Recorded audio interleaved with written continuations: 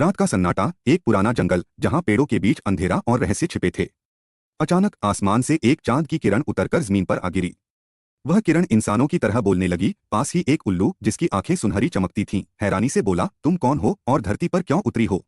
किरण मुस्कुराई, मैं चांद का टुकड़ा हूं, लेकिन मुझे धरती पर इसलिए भेजा गया है क्योंकि यहाँ एक छुपा हुआ अंधकार बढ़ रहा है।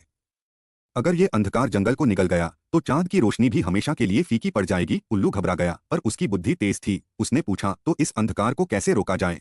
किरण ने जवाब दिया, अंधकार का स्रोत यही जंगल के भीतर है। उसे हराने के लिए चांद की रोशनी और उल्लू की दृष्टि को मिलाना होगा।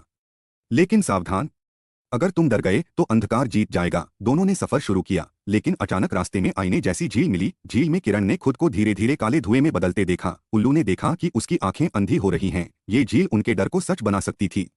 उल्लू ने हिम्मत जुटाई। उसने कहा, अगर मेरी आंखें चली भी जाए तब भी मैं सुनकर और महसूस कर लूंगा, डर को सच बनने नहीं दूंगा। किरण ने अपनी चमक से झील को छुआ और बोली, मैं अंधकार में भी उजाला ला सकती हूँ। दोनों का विश्वास मिलते ही झील गायब हो गई, लेकिन सामने असली अंधकार खड़ा था, एक विशाल परछाई जो उन्हें निगलना चाहती थी।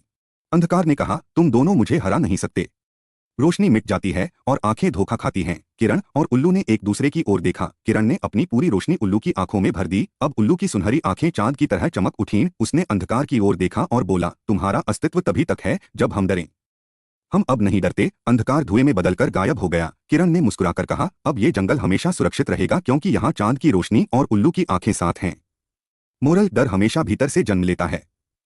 जब रोशनी, उम्मीद और दृष्टि, समझदारी मिल जाए तो कोई भी अंधकार नहीं टिक सकता।